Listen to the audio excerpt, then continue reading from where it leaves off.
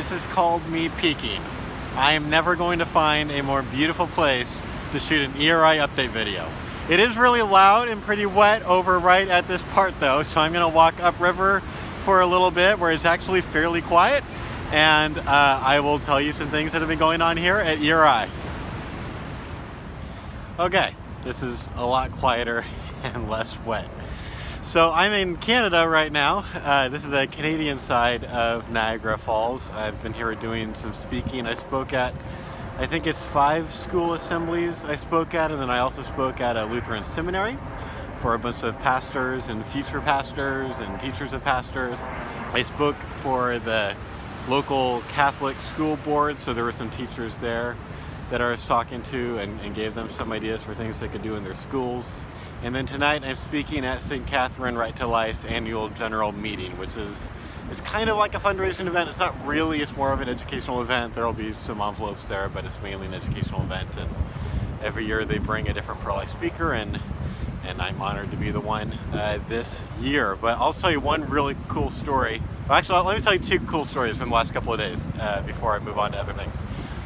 So there was yesterday, I was speaking at a Catholic high school, and there was a girl named Victoria who sat towards the front, and I didn't realize this, but apparently as soon as she walked in, the vice principal and some of the teachers, kind of were like, uh-oh, Victoria's here. I guess Victoria is definitely pro-choice and tends to give the pro-life speakers a pretty hard time if they show up, and so I guess they were a little bit nervous. So anyway, so the event got started kind of late, so we only had time for 1 question. So when it came time for Q&A, Victoria's hand shot up, and I called on her, and she asked basically the "you're a man" question. Why can you as a man talk about this issue? Which is a pretty common one at Q&A at high schools, and but she asked it in a really respectful way. Some of you might know the story of me doing this talk at a different Canadian school a couple of years ago and getting that question, but in a much more hostile, disrespectful way. And this wasn't like that. Victoria started by saying, I really respect a lot of the things you're saying and how you're encouraging people to do dialogue, and I mean no offense, but I just trying to understand why it is that you as a man can fully understand this issue, like something like that. I think she said more things, I just don't remember all the things she said, but it was something along those lines, and it was really respectful. And so I thanked her for how respectfully she asked that question, and then I answered it the way we do. And for sake of time, I won't go, well, I guess I'll just tell you. I said, I understand, it's definitely true, I am a man. It's true that I cannot fully understand pregnancy. I can't experience it. I can try to, understand as best I can, but, we understand I can't have the full experiential knowledge, but here's the reason why I think it's okay for someone like me to talk about this. And then I gave a thought experiment that Tim has tried. We've tried all of these different kinds of responses to that argument, but the one that we found to work the best is this really helpful analogy, right? I basically said, imagine I'm fishing at a river, and I look, down the riverbank, and I see a woman pushing her car into the lake. And I look closer, and I see a baby in the car seat in the back. And it turns out what's going on is this woman has major postpartum depression. And so that's a thing, postpartum depression, that I cannot fully understand. I can't, I can try to have sympathy. I can try to learn about it. I can ask my friends who've experienced it about it. But I told Victoria, I said, you and I both know that I can't really fully understand postpartum depression. And because of that, that's going to certainly affect my attitude toward the mom who's pushing her car into the river. I'm not going to have this super judgy attitude or something. I'm going to feel really bad for her. I'm going to wonder what's going on in this person's life that she feels like this is kind of the only way out of this situation. So I'm going to want her to be able to get the help that she needs, whatever help that she needs. But I said I'm also going to jump into the river to save the kid. I'm going to want to help them both. And that seems really reasonable, even though I as a man cannot fully understand postpartum depression. So anyway, that's the response I gave. The cool thing was afterwards, the teachers came up and said, we have never seen Victoria be that respectful to a pro-life person. You know, I guess she usually gives the pro-life speakers a really hard time, and this was different. There's growth going on here, and the vice principal that was there said he really thinks it has a lot to do with the approach. You know, I was really clear in my talk. I gave these talks basically directed at a pro-choice audience. It wasn't like an equipping pro-life people kind of a talk, although there's of course some overlap. They're still going to hear pro-life apologetics and all of that, but you know, I was, you know, making choices based on the fact that I knew that there were pro-choice people there. I'm getting ready to come back to the river where you'll still be able to see the river behind me. I've been walking around. I don't know what this big pretty building is, but anyway, that's what's going on. So that was pretty cool for the faculty to see that, you know, if you take a particular approach where, you know, I'm being really careful with the arguments, I'm being very respectful to pro-choice people, and just kind of saying, you know, I'm gonna give you something to think about, hopefully. And then I'm going to talk about the issue of rape. I don't wait for that to come up in Q&A. I just answer it as part of my talk, because I don't want them to feel like I'm hoping it doesn't come up. Like, I want to answer that on my own terms. It's going to get louder, I can tell, over here. So hopefully this won't be too loud. But anyway, we're just going to keep on going. And so that turned out to work really well. The first talk I did was at a different Catholic high school called Blessed Trinity, and there were 4 or 5 guys that hung out for a while after the talk. It's like usually at school, the bell rings and everyone has to go.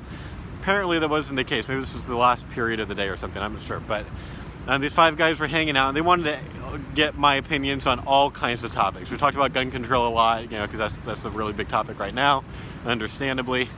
A lot of people are talking about how should we be thinking about these different complicated issues. So we talked about that for a while, and then, you know, 4 out of 5 of them left. One of them stuck around. His name was Curtis, and he said something really cool. He said, "I really want to thank you for coming.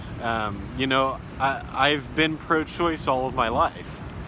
He said, "I've kind of defaulted to that because all of my friends are pro-choice, and I'm going to have to rethink everything now." This was really, really interesting.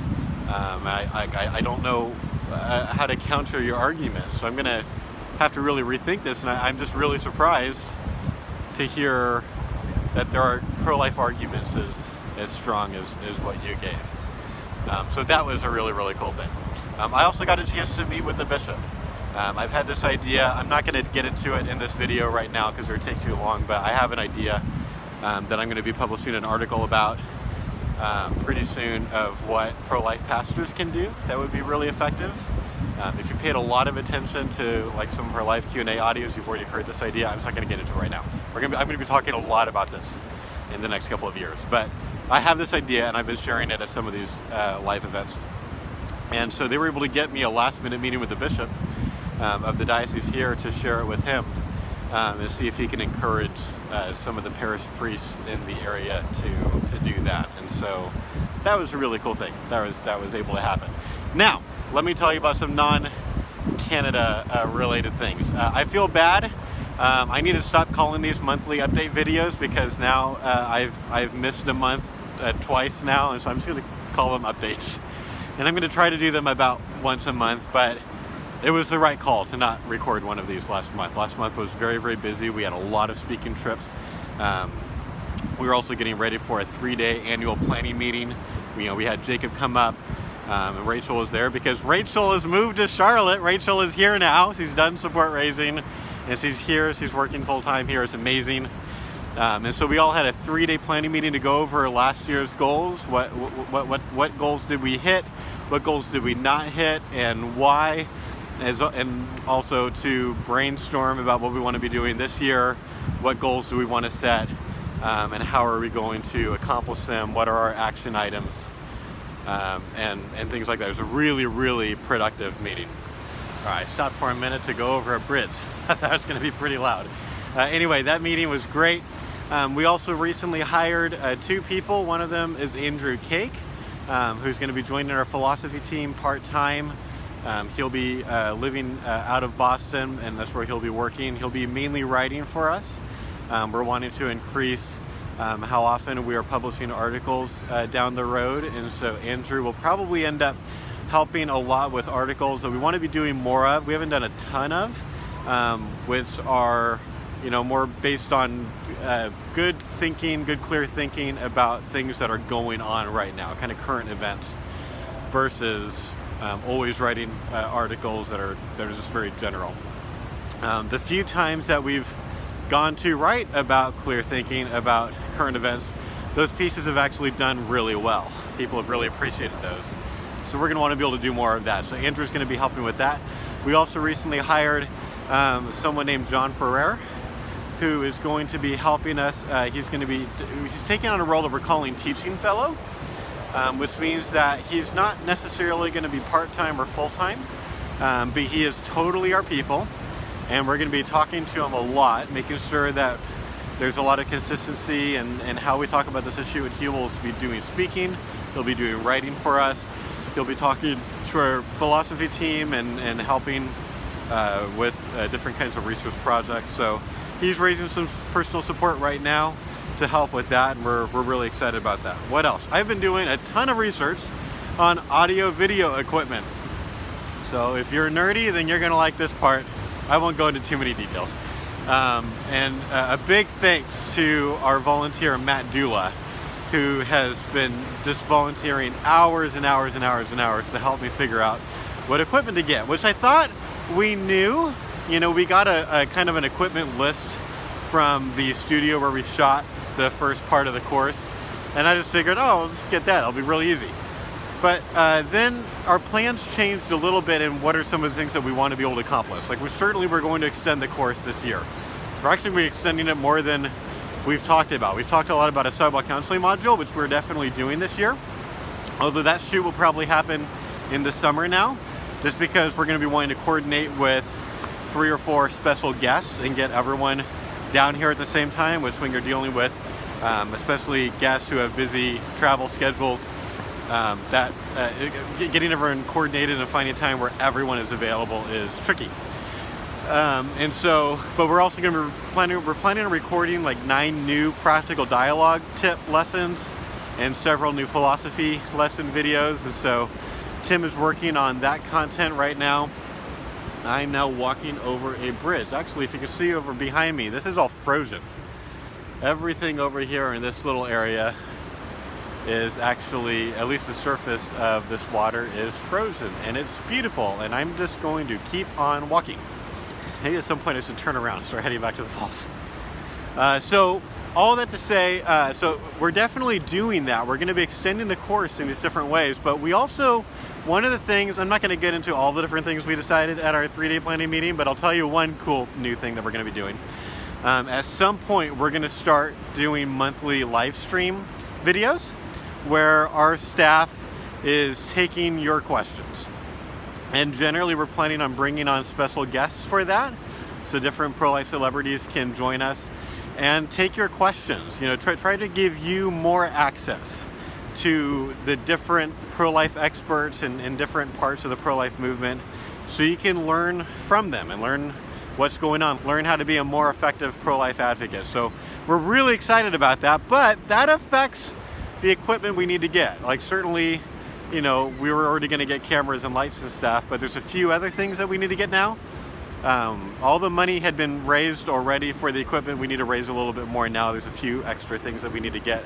But even the camera had to change from the kind of camera we were going to get. Wouldn't have been as good for live streams, and it also wouldn't have been as good for shooting still pictures at outreaches. So we've changed our camera. If you're interested, we were going to use the Blackmagic Studio camera, and now we're going to be using the Panasonic GH5s. We're getting a couple of those.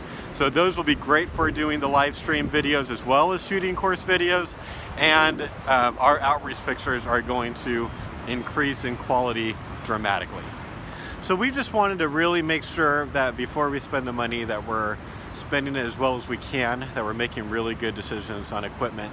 And so Matt Dula and David B. Wright actually have been really generous in spending some time helping us think through, you know, which lights to get and thinking about microphones and just all of that. Wanting to not spend more than we need to, but also get the kind of equipment that's going to really serve us well as we put out more content this year than we ever have before. So really looking forward to that. We've been booking a lot of talks. We don't have everything on the website yet, but like off the top of my head, I know that I'm going to Denmark next month to help the Right to Life group there and do some events there. I know Rachel is speaking for the Oregon Right to Life conference, and then we'll be going directly from there to speak in Pennsylvania, it looks like. Although we're still trying to finalize the details about that event. I just spoke in Charlotte at Belmont Abbey College. That was actually the 100th ERI speech. That was pretty cool. I know there's several other events, but they're off the top of my head, I couldn't list them for you. I think there's like 9 or 10 speaking events that we are in process on figuring out the details on, and some of those were kind of early in the process. You know, that means that someone has said we want an ERI speaker to speak on a thing, and we're engaging them, communicating with them, trying to figure out which of these events do we want to do. Are any of these events, you know, who's going to be doing the event? Are there any of these that we need to skip for whatever reason? Stuff like that. So there's going to be a lot of ERI talks around the country and around the world this year, and we're pretty excited about that. All right, I'm turning around now. A couple of other things. I'm almost done. We went to the Students for Life conference last month. That was just really, really encouraging. And if you haven't heard it, I would encourage you to look in the ERI podcast feed because Tim and Rachel and I sat down in the studio to just talk about some of the things that we experienced at that conference. I mean, a lot of you saw the picture of, I don't know, something like 30 students in a line waiting to talk to us at the conference. It was fantastic. Tim called this the most encouraging professional day of his life because we're able to connect with so many students that have already been helped by us, that have already been using our material and having better dialogues with people. And so we had some really cool stories from that. As Tim, Rachel, and I were walking away from the event just to our rental car, like we were all just exploding with stories that we wanted to tell each other. And so we thought we should be able to tell those stories to you, just to give you a sense, especially if you're a donor, some of the things that we experienced. Why was it so particularly, unusually encouraging to us, that event? And so if you haven't heard that, that would maybe be something that would be encouraging to you as well. One other thing, I recently was pulling up some more statistics since we just had a board meeting, and there was just an encouraging stat from our blog. I compared our blog stats with, between, I think it was October and February, and compared those with the previous year, and our blog traffic had increased by 140% between those two periods of time. So we were not just 40% increase, 140% increase from the previous year. And so that was really encouraging. The blog continues to grow. People seem to be helped by these articles, and I hope that you are too. By the way, if you don't see our stuff on Facebook, there's a couple of reasons for that. Right now, Facebook has made a major change to their algorithm.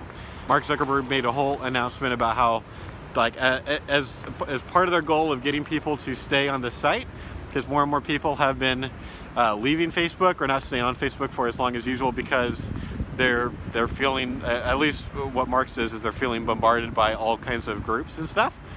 And so maybe people have been liking too many pages or something, but know that unless you go onto the Facebook page and go to the notifications area and click on the see first option there, you kind of have to train Facebook if you really want to see our stuff on Facebook, because I'm not going to throw that much advertising money at a Facebook page, especially given that Facebook is literally setting up their algorithms to mainly just show you your friends, which might be what you prefer on Facebook anyway, which is fine. If you really want to see our stuff, you want to be on our email list.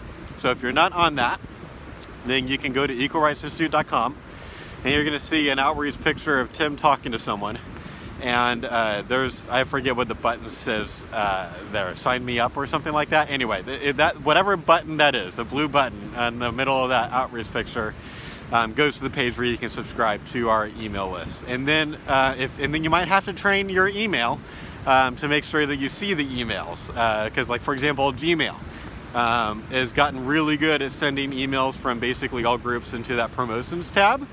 The way that works, in case you're interested, is one of the ways that Gmail does that is they're looking at any emails that have an unsubscribe link, which if you're using an email service like we do, which sends out emails to thousands of people at a time on a list that's already in there, or multiple lists, you are legally required to have the unsubscribe option there on the, which is a good thing. It's a good thing. It should be easy for people to unsubscribe if they don't want emails from someone.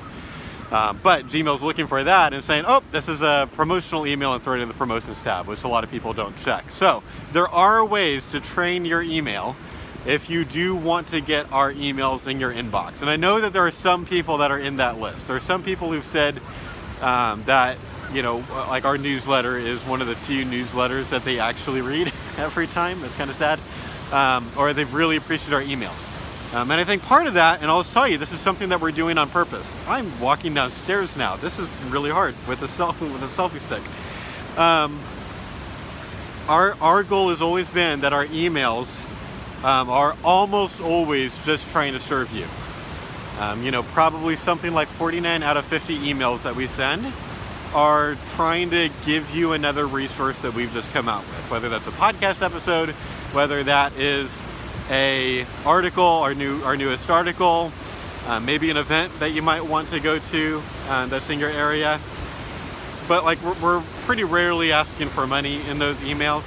So I think because of that, our open rate is pretty strong. It's definitely stronger than nonprofit standard. A lot of people do get a lot out of these emails, but you also might not even be getting the emails because they might be showing up in a promotions tab or in spam or something like that. So you can Google ways to train your email provider how to, if there's a particular organization where you want to see their emails, or at least have them show up in your inbox where it's easiest to at least know that they are there. There are ways to do that. I know with Gmail there's a way to train. You can set it up so that ERI emails go to your inbox and not promotions tab. So you can Google for that. At some point I might make a little special video for how to do that, but that's not the point of this. That's not what I'm doing right now. The last thing, I talked in our last video, the December update video, about kind of what we were raising funds for, which was an office. Jacob was able to raise the funds for these video studio equipment that we're getting. Although we're going to be a little bit over budget now that we're having to get a few extra things for live streams. And so if you want to donate and help us kind of close that gap, definitely I would really appreciate that. But I was raising funds for an office. And the good news is, let me make sure I get the statistic right. Our end of year giving was up. People were very, very generous at the end of 2017, and I'm really grateful for that. And the stat I'll give you is just based on the general fund and Josh fund. So the end of year fundraising that I was done, we were 180% increased over last year. So people gave almost 3 times as much as they did the previous year, and that was amazing. So thank you for being so generous. That's the good news. I'm walking over that bridge. I'm just going to keep on going. I think you can still hear me. We'll see. That's the good news. The bad news, here's kind of what's going on around me right now. The bad news is that we did not raise as much as I was hoping to raise to get us to office, which was 40 grand. We raised more like 26 or so toward the office, which is, more than half, but definitely not most of that amount. And so what I'm doing right now is looking into some options, and there's a couple of options that I'm looking into, and I'll tell you one of them that I didn't even try because it seemed like a pipe dream, which was trying to find free office space. I know this is gonna sound crazy, but here's the deal. Jacob in Georgia, who knows everybody, that guy has a crazy network that I can't even begin to touch. But because Jacob knows everybody, he knows some financial investors that told him that there are some, and if you're a nonprofit person, this might be a good tip for you. Apparently, there are some like Christian businesses and nonprofits that have space to give away for free or for a very cheap rent. Now, people have said before, hey, you should see if you can find a church that you can rent office space from. And I figured, yeah, that would be fine if we were in the situation that we were in a couple of years ago where Tim and I were sharing one room, one like little office room. That's what we did for the first couple of years of ERI, and it was really tight quarters. And that would be fine. I figured there are probably some churches that have a office room available, but what we're looking for is like 3 rooms and a conference room that can double as a podcast studio, and eventually even a space for the video studio, so we're not having to always take up and down the equipment, and like it'll just be a time saver, just be able to have that kind of always up and ready to go, like we basically do with the podcast stuff. So I didn't really look into the idea of trying to figure out free office space. I've been looking into where can I get something reasonable, at kind of fair market value, or maybe get a good deal on for what we need, what we minimally need, which is where the 40 grand number came from. Well, it turns out that there are some places where like a business might need to rent office space by the floor, and what they really need is 2.5 floors worth. But in a situation like that, you can't rent a half a floor. You have to rent 3 floors, so you can use 2.5 of them, and then they'll have a half a floor available. And and I mean, this is a real story. This is a true story of something that happened, and like they knew of this one place where they were able to just give half a floor to this other group. So anyway, I am right now looking into whether or not we can find a situation like that. I'm not super optimistic. That seems like it would be amazing. I mean, it would be, what a gift from God it would be if we were able to find a place for free, and then those funds that we raised could kind of be put into savings and be spent on other things that would help us to grow in how many people that we are training, how many minds we're changing, how many lives we're saving. Like, that would be fantastic. I don't know if it's going to happen, but I'm at least going to try. Like, I basically don't think that I could look my donors in the eyes if I didn't try, now that I know it's actually a real possibility.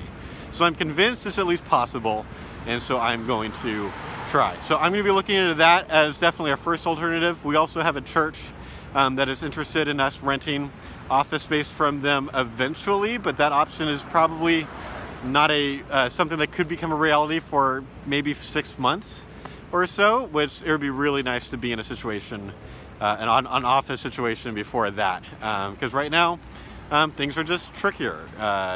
Either everyone is working in one place, or everyone's kind of working from home and having to just kind of coordinate schedules, and that's fine temporarily, but definitely not what is most optimal. And so I am currently looking into that. And the last bit of really good news is we have now finally hired a full-time administrative assistant.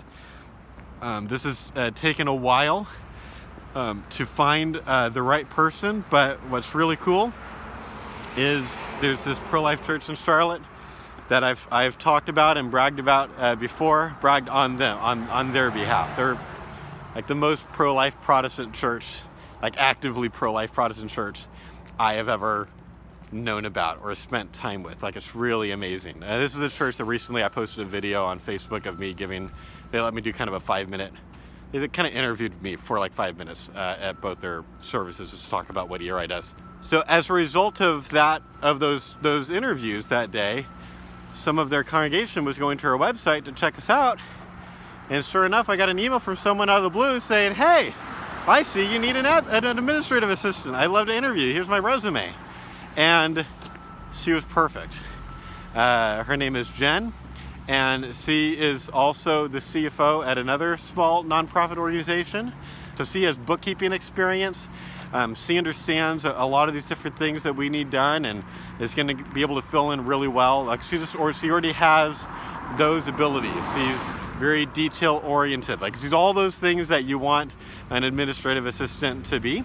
And my hope is that she's, once she learns how we've been doing things, she might even figure out that there are actually better ways to do some of these things. Because a lot of, especially on the administrative end, we've been kind of doing our best.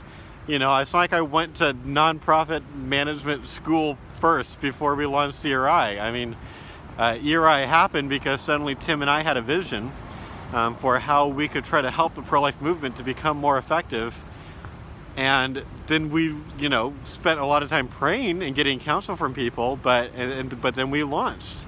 And so I think we've done a really, really good job, all things considered, but I bet there are ways that we could make some of these administrative processes more efficient, and there might be better tools that we're just not aware of, and all of that. So anyway, as the guy who's basically been the administrative assistant at ERI for a while now, has been really filling in on most of those duties, I cannot tell you how excited I am to now finally have found our administrative assistant. And so praise God for that. All right, that's everything. I know this was long. Thank you for hanging in there with me. I mean, you don't get a prettier place than this. I will never find a prettier place on this planet to shoot an update video, or at least I just cannot imagine finding a prettier place to shoot an update video. So I could not help myself. I had to do this here, and there's just been a lot going on, especially since I didn't record a video last month. So I want to thank you. Thank you for your interest. Thank you for giving. If you're one of our donors, really, really appreciate you. And just kind of on behalf of our team, I mean, we ended our planning meetings feeling so energized and excited about what is coming in the next year, and I haven't even told you all the things that are coming. There's some stuff that I'm holding back, but there's some really, really cool things coming in the future, and so be excited with us. Thanks.